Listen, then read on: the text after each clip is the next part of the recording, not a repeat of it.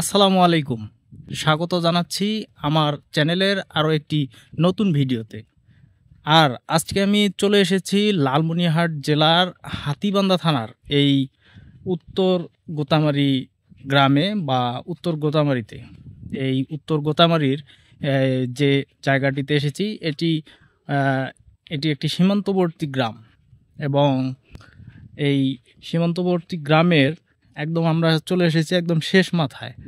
আমি এখন যে জায়গাটিতে আছি এখানে অবশ্য মানে গ্রাম বা বাড়িঘর নেই। আমি এর আগে একটি ভিডিওতে যেরকম একটি রাস্তা দেখিয়েছিলাম, যে রাস্তার আশেপাশে কোনো বাড়িঘর ছিল না, অনেক দূরে বাড়িঘরগুলো ছিল। এই জায়গাটিও সেরকম, কিন্তু এ জায়গায় বাড়িঘরগুলো আরও অনেক দূরে। এখান থেকে প্রায় হাফ কিলো বা এরও বেশি দূরে বাড়িগুলো।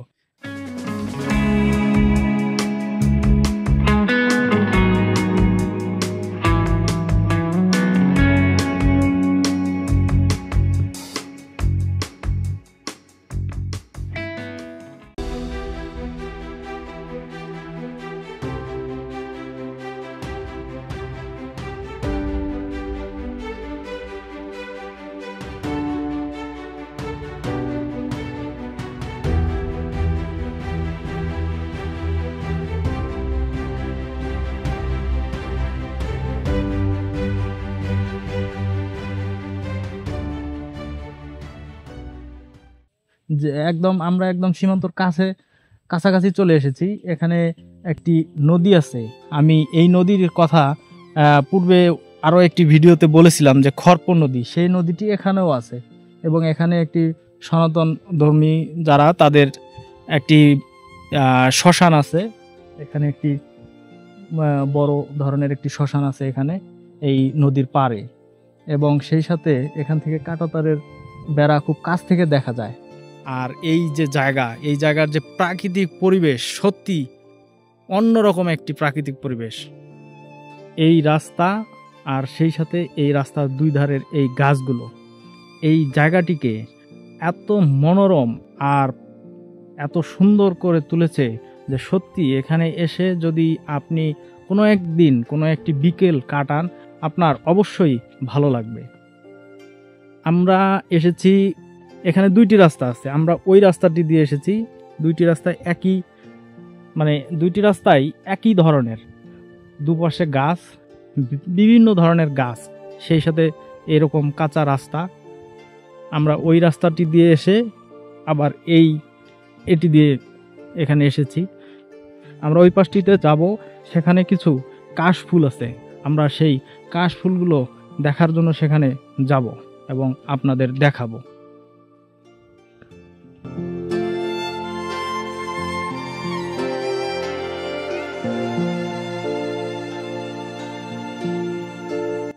এই আমার পিছনে এই যে এখানে যে ঘরটি দেখছেন, এটি এখানকার শ্মশান ঘর, এবং এটি এখানে এই মোটামুটি অনেক বড় একটি এরিয়া নিয়ে এই শ্মশান ঘরটি এখানে অবস্থিত। এবং এই শ্মশান একদম এই যে নদীর পার, এটি সেই খরপ নদী, এবং এই নদীর পাড়েই এখানে এই শ্মশানটি। এবং এখানে বিশাল একটি বট গাছ আছে, যদিও এটি মনে হয় পাকড় গাছ, বট গাছ নয়। 1 2 3 প্রায় 3-4টি বট গাছ আছে এখানে। তবে এই জায়গাটি যেহেতু খুব মনোরম একটি পরিবেশ, যে কারণে ওই যে দূরে দেখতে পাচ্ছেন যে অনেকেই এখানে আসছে, তারা এই বিকেল টাইমটাই এখানে কাটানোর জন্যই এসেছে। খুবই মনোরম পরিবেশ, যেরকম এখানে নদী, সেই সাথে এই প্রচুর গাছপালা, এবং এই গাছপালা এবং অপর পাশে যেহেতু বর্ডার, এখানে আশেপাশে অনেক বড় একটি এরিয়া এখানে ফাঁকা, যে কারণেই এখানে বাতাস এবং সেই সাথে এই জায়গার যে প্রাকৃতিক পরিবেশ, আমি প্রথমেই যে কথাটি বলেছিলাম যে এখানকার প্রাকৃতিক পরিবেশ আপনাকে ভালো লাগবেই। এই জায়গাটা এরকমই একটি জায়গা। দেখুন, এই সাইডটি একবার দেখুন, শুধু গাছ আর গাছ। হ্যাঁ, এই রাস্তাগুলোর মধ্যে প্রচুর গাছ, সেই সাথে ছায়া, এই আর এই চতুর্পাশে বর্তমানে ধান ক্ষেত, সমস্ত পরিবেশই একদম ভিন্ন একটি আবহাওয়া তৈরি করেছে, যে কারণে এখানে বিকেলের যে সময়টা অনেক ভালো লাগবে।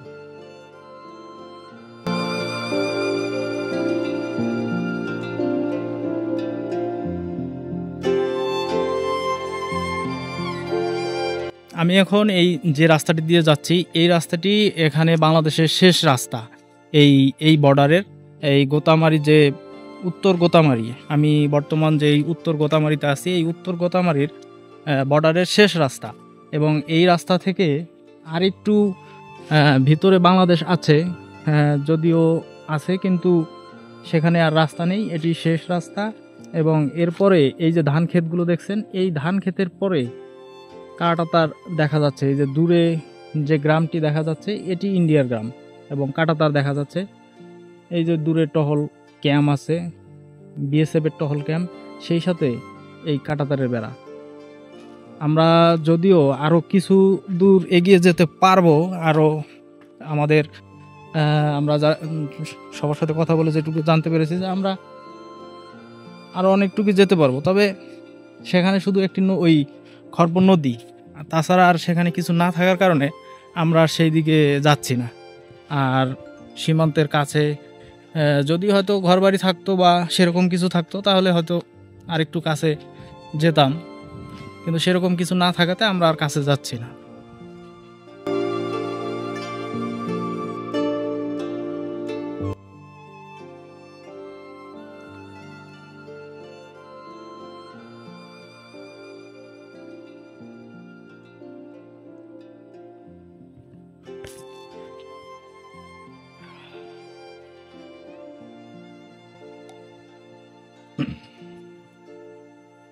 এই কলটি এখানে, এই যে আবাদি জমিগুলো দেখছেন চতুর্পাশে, এখানে অনেক আবাদি জমি।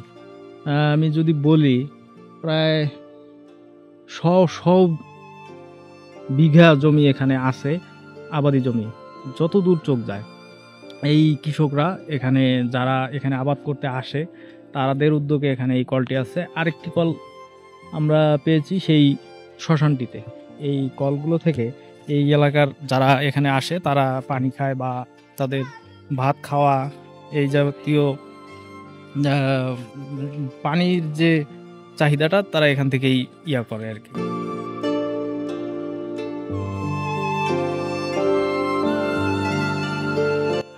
এই পুরো এলাকায় কাউকে সেভাবে কথা বলার জন্য পাইনি। এই যে এখানে এক চাচাকে পেয়েছি। আপনার বাড়ি এখানেই? দূরে আরেকটু না? এখানে কি কাজ করার জন্য আসছিলেন?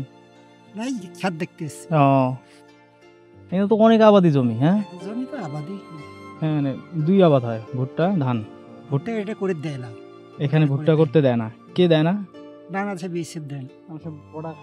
মানে বিজিবি থেকে নিষেধ এটা, ভুট্টা আপনারা করতে পারবেন না, করে দেয় না এখানে। কেন?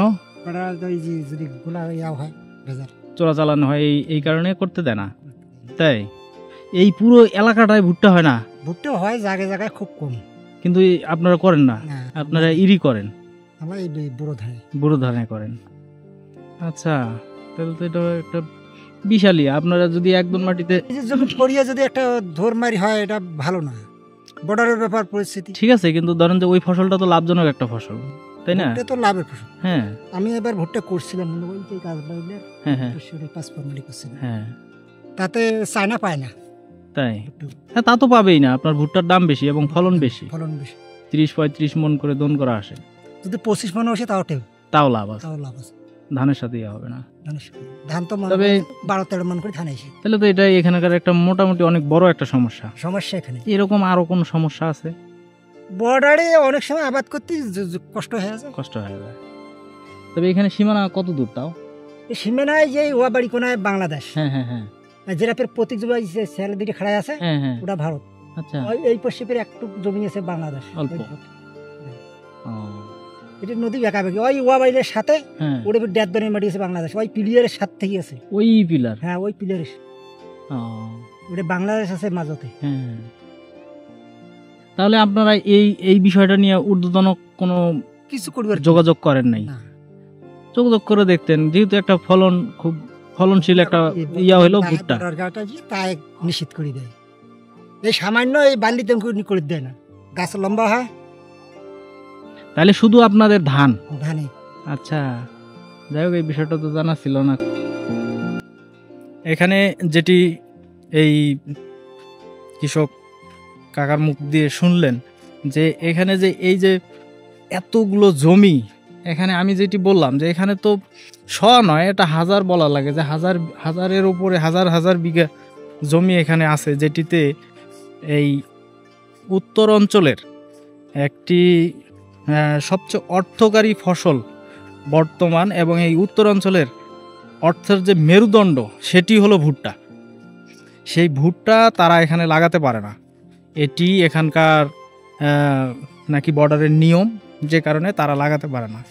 এটি এখানে এই কাকা যেটি বলল, তিনি আরও বললেন যে ভুট্টা লাগাতে হলে সেটি লাগাতে হবে এই একদম লোকাল যে বসতি আছে সেই আশেপাশে, এরকম কিছু আর কি।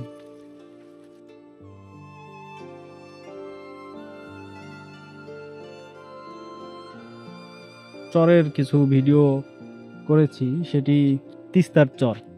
তবে সেই চরে কোথাও কাশবন, আমি মানে কাশফুল, এই শরৎ, যেহেতু শরৎকাল, সে কারণে কাশফুল দেখা পাওয়ার কথা, কিন্তু এই তিস্তার চরে কোথাও কাশফুল পাইনি। এখানে এসেই যে নদী, খরপ নদী, এই খরপ নদীর ধারে কিছু কাশফুল দেখা যাচ্ছে এই যে দূরে, আর সেখানেই যাব এবং সেখানে গিয়ে আপনাদের সেই কাশফুল দেখাবো।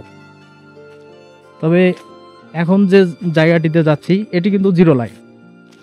এই সামনে খরপ নদী এবং এই নদীর দুই সাইড, ওই সাইডটি ইন্ডিয়া, এই সাইডটি বাংলাদেশ। যে কারণে আমরা ওইখানে যে স্থানীয় কাকার সাথে কথা বললাম তাকে জিজ্ঞেস করেছি, এবং আরও কয়েকজন কৃষক ছিল তাদেরকেও আমরা জিজ্ঞেস করেছি যে সেখানে আমরা যাইতে পারবো কি পারবো না। তারা বলছে কোনো সমস্যা নাই। আমরা সেই সাহসেই যাচ্ছি, দেখা যাক। এই কাশফুলের ভিডিও নেওয়ার জন্য আসছিলাম, এবং এসে এখানে তো রীতিমতো অবাক হয়ে গিয়েছি। এটি কিন্তু বাংলাদেশ 913 বিডি, মানে বাংলাদেশ সাইট, এবং এই সাইটটি ইন্ডিয়া। এটি কিন্তু সাব পিলার, এবং এখানে মেন পিলার আছে, মেন পিলার আর একটু সামনে আছে, এটি এখানের সাব পিলার। তার মানে আমি অজান্তেই কিন্তু একদম, এটি কিন্তু একদম একটা সীমানা, যেহেতু সাব পিলার, এরপরেই ইন্ডিয়া শুরু, এবং এই একদম সীমানায় চলে এসেছি। এটি কিন্তু মনের অজান্তে, আমি ওইখান থেকে যেটি জেনে এসেছি, কিন্তু এত কাছে এটি আমি শুনিনি। তবে এই যে কাশফুলগুলো এখানে ফুটছে, খুব সুন্দর। তবে কাছ থেকে দেখানো যাবে কি না, এখানে শুধু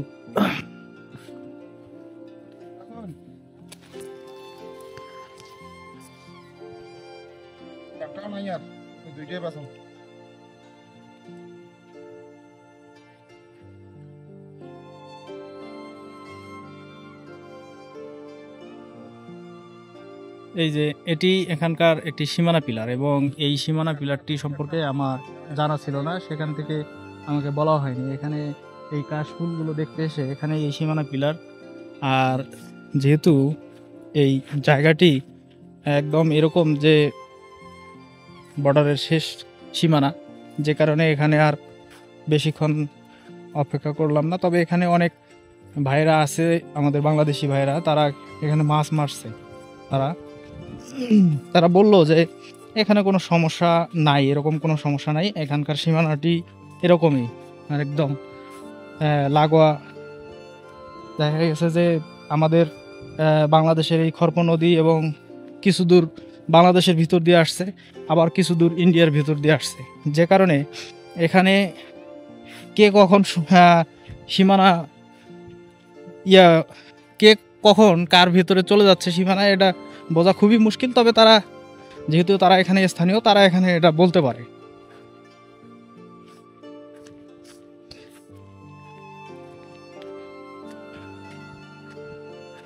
যাই হোক, আমরা গিয়েছিলাম একদম সেই দূরে, অনেক দূর। আর যদিও এখানকার আবহাওয়াটা খুব ভালো, তারপরেও শরীর প্রচুর ঘাম হচ্ছে।